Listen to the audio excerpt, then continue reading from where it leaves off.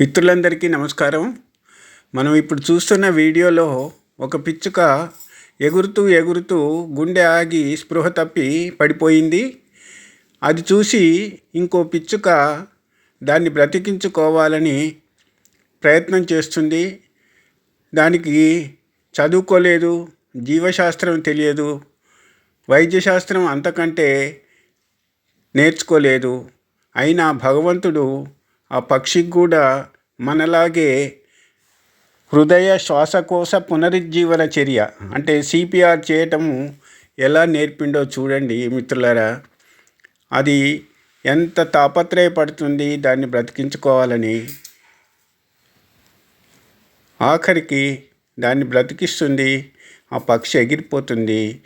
చూడండి మిత్రులారా, పక్షులలో ఉన్నటువంటి ఔదార్యము, ఇంకొకరికి బ్రతికించుకోవాలి, సేవ చేయాలనే గుణము దీని ద్వారా మనం తెలుసుకోవచ్చు.